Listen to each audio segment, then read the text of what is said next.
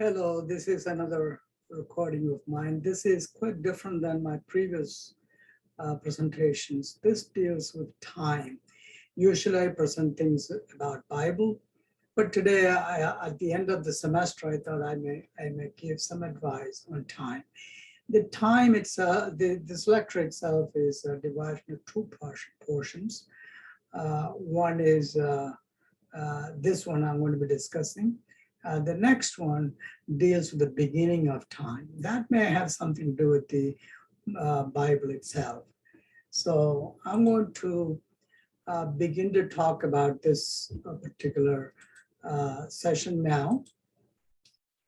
You know, we know how to create a budget, many of us.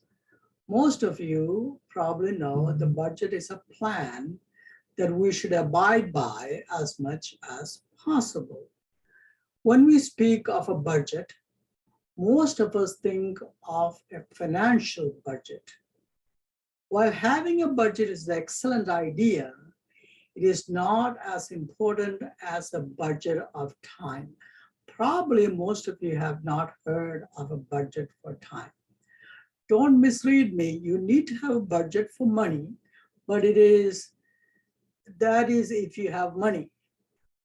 But we all have time and we should budget for the time. Now, God gave the same amount of time for everyone.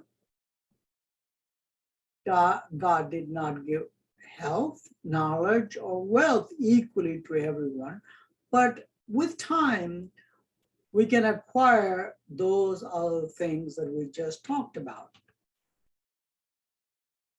I just submitted my final grade for my students. What I notice every year is that many students either fail or receive a bad grade because they did not utilize their time wisely. Several students turn in several overdue assignments at the end of the semester, even though the syllabus clearly states assignments are not accepted after 2 weeks. It is obvious that these students are able to do the assignment as they submit them at the end.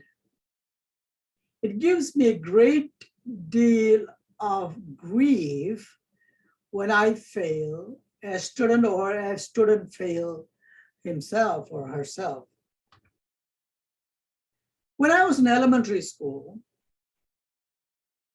one lesson was on time. So I learned that time is more valuable than all other assets. So I learned that time must be managed. So the lesson that the teacher taught me was that if the teacher came 10 minutes late, there were 30 students in the class, the teacher actually wasted 300 minutes or 5 hours, not just 10 minutes. This story made an impact in my life. In my 50 years of teaching, I only remember one day I was late to a class. I must apologize to my wife for hurrying her for every dinner party, church, whatsoever, so I can arrive there 10 minutes early. If we spend time on improving health, we'll have better health. If we spend time on acquiring knowledge, we'll be educated. If we spend time with God, we'll have peace and wisdom. If we spend time acquiring wealth, we'll be rich.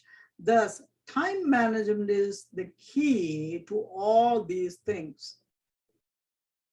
So how did I manage time? I had to put myself through college. My time went like this: 5 a.m. to 8 a.m., collect blood from patients in the hospital.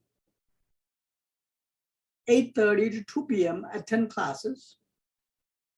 2 to 5 p.m., clean the biology building at the college. 6 p.m. to midnight, work as a gas station attendant. Now you see, there's very little time I had for entertainment. All my studies were done between classes and on weekends. Time had to be managed perfectly, properly.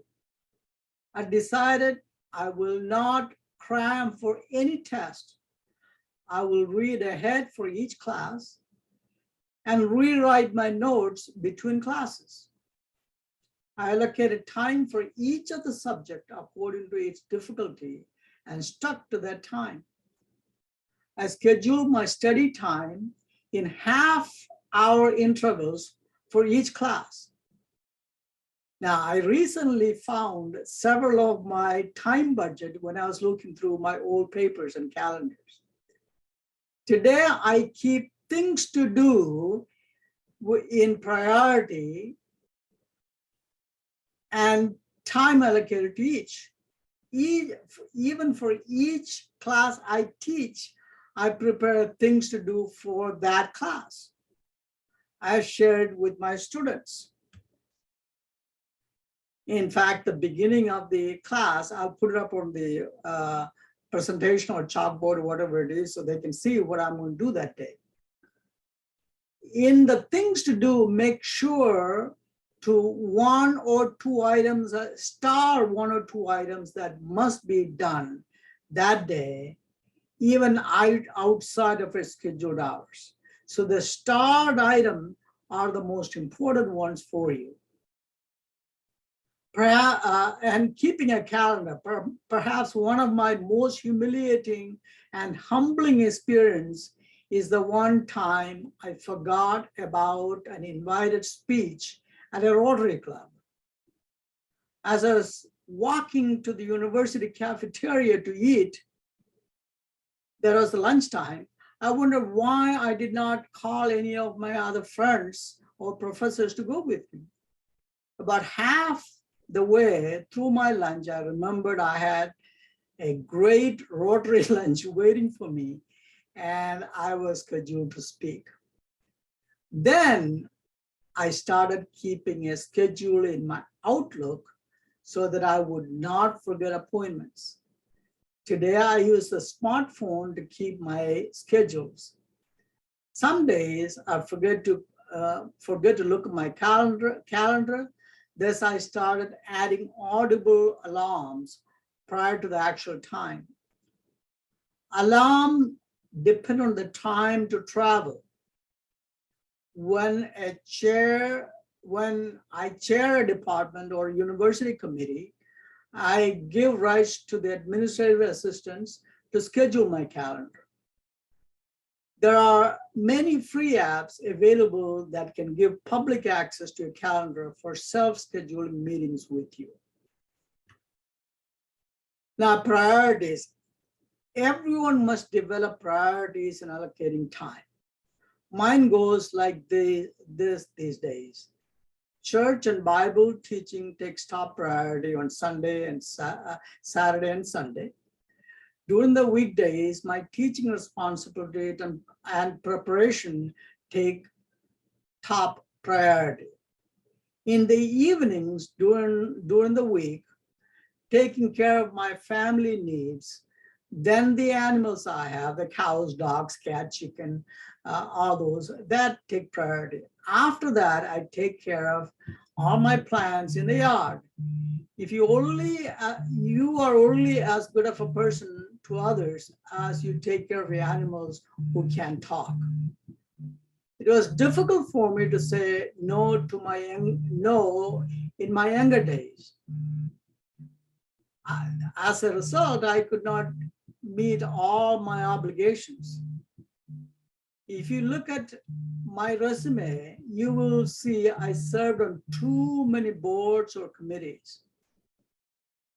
We must learn to say no to things that does not lead to spiritual or personal growth. There's no need to be a popular person if you're not right with God or your family. These days, one of my priorities is to read to my grandchildren. Sometimes they tell me I'm reading too much. Then I back off a little. So in summary, budgeted time each day each week and each month, and if possible, for a year. Create priorities based on your personality, keeping in mind God, family, and community. Create a to-do list a few days in advance. Consult your calendar when making this list. Make to-do list for each activity that takes 1 hour or more. Prepare for things such as an exam at least 1 day ahead of time. You never will know what emergencies happen the last minute. I have virtually heard every excuse under the sun during these 50 years of my teaching. Remember, you can only do your best. Leave the rest to God. You sow, God will give you the fruits. There's a second part of this teaching. It is my hope to talk about how time began at the time of creation and other thoughts on the subject. May God bless you. I'll see you for the next presentation.